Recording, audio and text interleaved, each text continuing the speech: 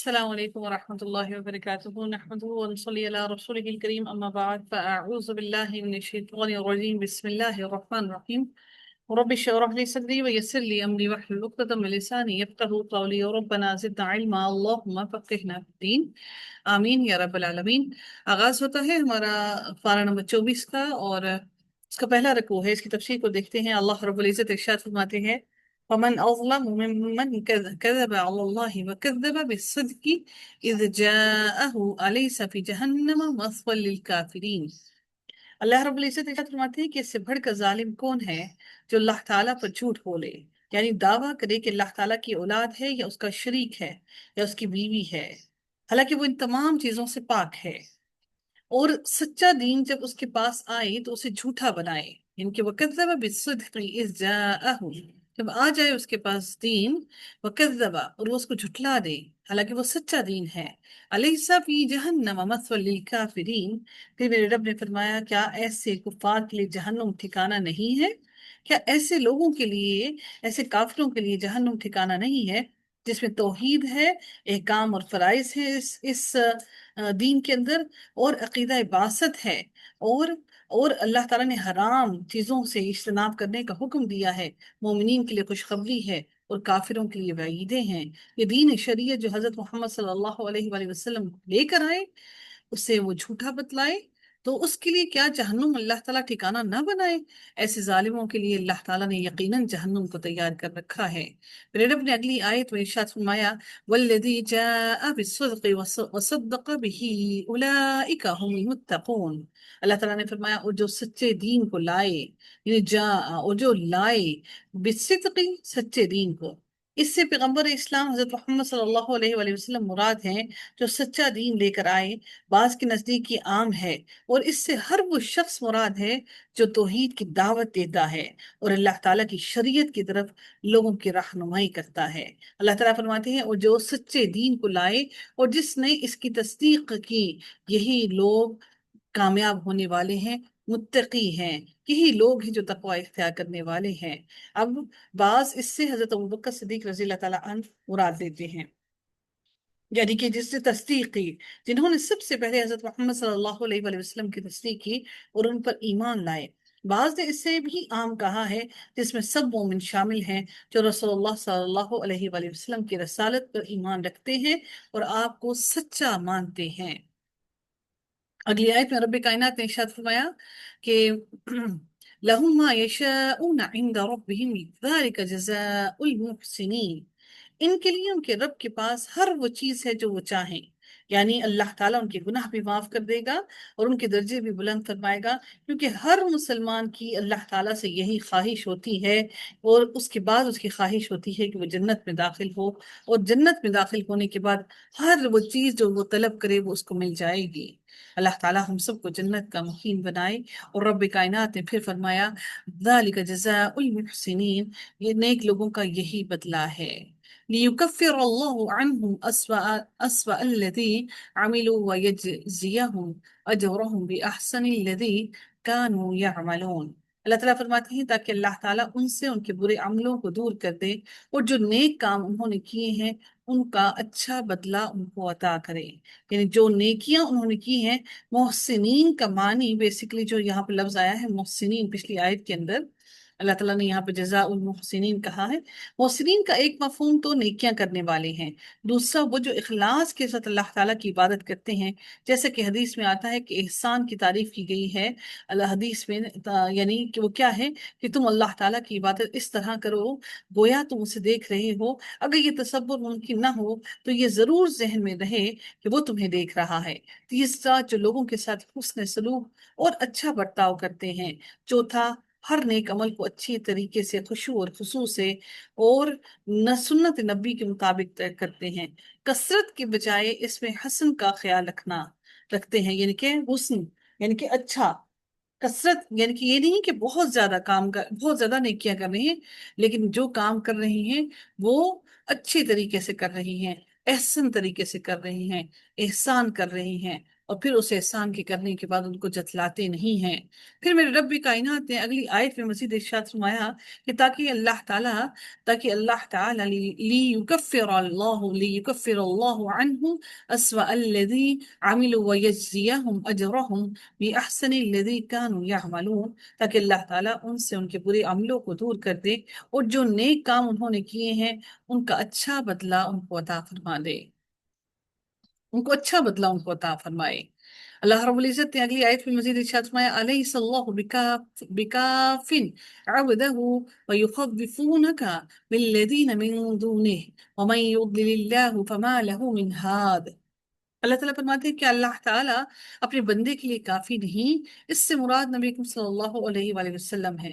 بعض کے نزدیک یہ عام ہے، یعنی تمام انبیاء اور مومنین اس میں شامل ہیں۔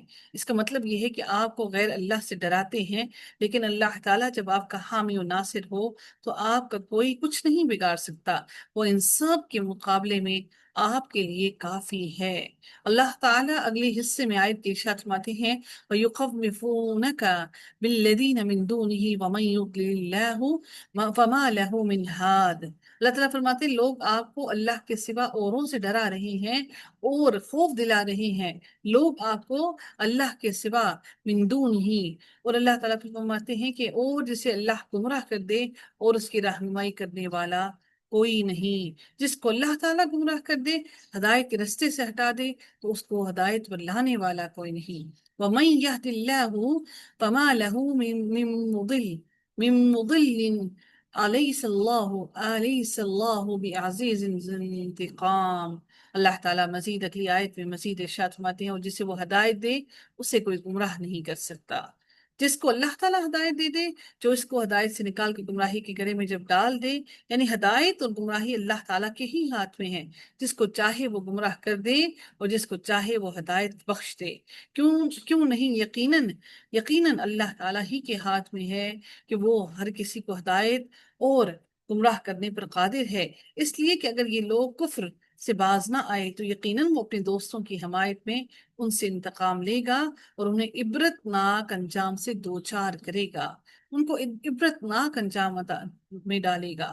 پھر میرے رب نے پھر ارشاد فرمایا وَلَئِن سَأَلْتَهُم مَّن خَلَقَ السَّمَاوَاتِ وَالْأَرْضَ لَيَقُولُنَّ اللَّهُ۔ اللہ تعالیٰ نے فرمایا اگر آپ ان سے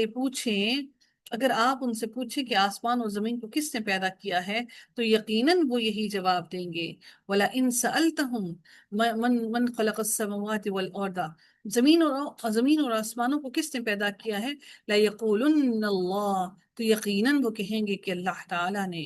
قُلْ أَفَرَأَيْتُم مَّا تَدْعُونَ مِن دُونِ اللَّهِ، پھر اللہ تعالیٰ نے جواب دیا، کیا فرمایا کہ آپ نے، تو یقیناً وہ یہی جب جواب دیں گے کہ اللہ تعالیٰ نے، تو اللہ تعالیٰ کہتے ہیں کہ آپ ان سے کہیے کہ اچھا یہ تو بتاؤ جنہیں تم اللہ تعالیٰ کے سوا پکارتے ہو، تدعونا پکارتے ہو اللہ کے سوا، ان ارادنی اللہ بضر هل ہن کاشفت ضرہ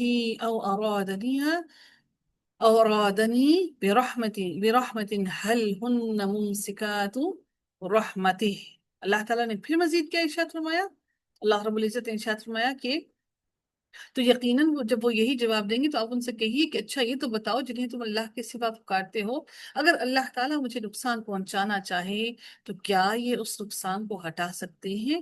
کیا کاشفات کیا اس کو دور کر سکتے ہیں؟ جیسے شفا ہوتا ہے نا، کہ کیا اس کو دور کر سکتے ہیں؟ شفا میں بیماری کو دور کیا جاتا ہے، تو جب اگر اللہ تعالیٰ مجھے کوئی نقصان پہنچانا چاہے، ان کاشفات کیا یہ اس کو دور کر سکتے ہیں اس تکلیف کو، او ارادنی برحمت، اور پھر انہوں نے یہ بھی کہا کہ ان سے پوچھئے یا اللہ تعالیٰ مجھ پر رحمت کرنا چاہے، مہربانی کرنے کا ارادہ کرے، تو کیا یہ اس کی مہربانی کو روک سکتے ہیں؟ ان ممسکات رحمتہ، کیا یہ اس کے رحمت کو روک سکتے ہیں؟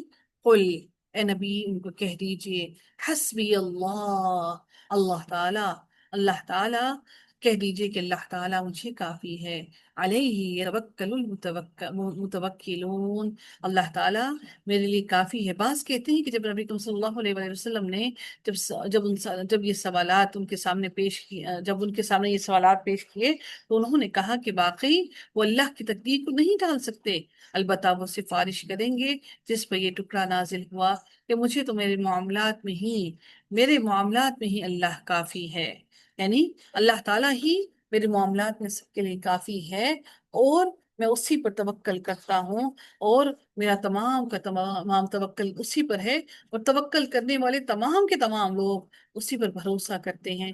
جب سب کچھ اسی کے اختیار میں ہے تو پھر دوسروں پر بھروسہ کرنے کا کیا فائدہ؟ اس لیے اہل ایمان صرف اس پر توکل کرتے ہیں، اس کے سوا وہ کسی پر بھی ان کا اعتماد نہیں ہے۔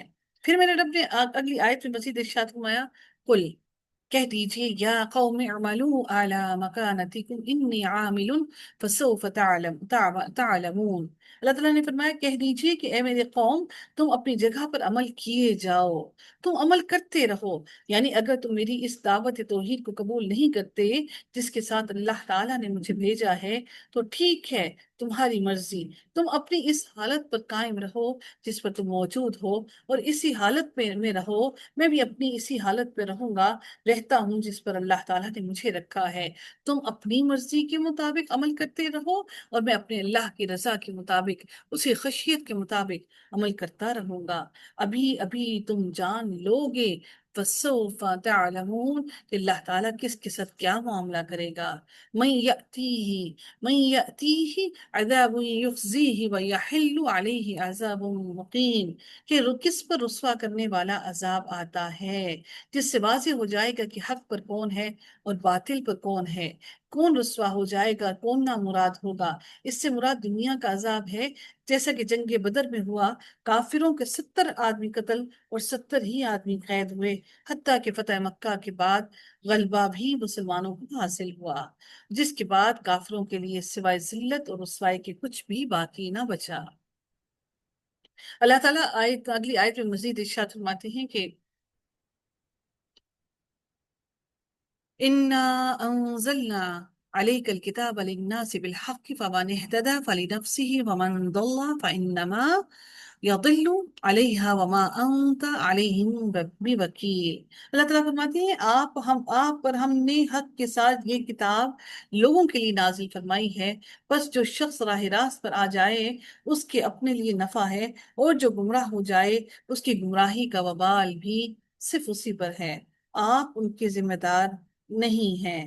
نبی اکرم صلی اللہ علیہ وآلہ وسلم کو اہل مکہ کا کفر پر اصرار کرنا بڑا ہی تکلیف دیتا تھا۔ اس میں آپ صلی اللہ علیہ وآلہ وسلم کو تسلی دی گئی ہے کہ آپ صلی اللہ علیہ وآلہ وسلم کا کام صرف اس کتاب کا بیان کر دینا ہے، اس قرآن کے بارے میں بتا دینا ہے جو ہم نے آپ کی طرف نازل کی ہے۔ ان کی ہدایت کے آپ مکلف نہیں، ان کی ہدایت پر آپ کارساز نہیں، ان کی ہدایت پر آپ کو کوئی طاقت نہیں کہ آپ ان کو ہدایت دے سکیں۔ اگر وہ ہدایت کا راستہ اپنا لیں گے تو وہ انہی کا فائدہ ہے، اور اگر ایسا نہیں کریں گے تو خود انہی کا نقصان ہے۔ وکیل کے معنی مکلف اور ذمہ دار کے ہیں، یعنی آپ ان کی ہدایت کے ذمہ دار نہیں ہیں۔ اگلی آیت میں اللہ تعالیٰ اپنی ایک قدرت کے بارے میں تذکرہ فرما رہے ہیں کہ جس کا مشاہدہ ہر روز انسان کرتا ہے، اور وہ یہ ہے کہ جب وہ سو جاتا ہے تو اس کی روح اللہ کے حکم سے گویا نکل جاتی ہے، کیونکہ اس کے احساس اور ادراک کی قوت ختم ہو جاتی ہے، وہ احساس نہیں کر پاتا، اور جب وہ بیدار ہوتا ہے تو روح اس میں گویا دوبارہ واپس لوٹا دی جاتی ہے، جس سے اس کے حواس بحال ہو جاتے ہیں۔ البتہ جس کی زندگی کے دن پورے ہو چکے ہوتے ہیں اس کی روح واپس اس کے جسم میں نہیں لوٹتی، اور وہ موت سے ہمکنار ہو جاتا ہے۔ اس کو بعض مفسرین نے وفات کبریٰ اور وفات صغریٰ سے بھی تعبیر کیا ہے، یعنی مکمل طور پر جسم سے روح کا نکل جانا وفات کبریٰ ہے، اور رات کو نیند میں سونا اور پھر صبح کے وقت روح کا واپس جسم میں آ جانا وفات صغریٰ کا اس کو کہا گیا ہے۔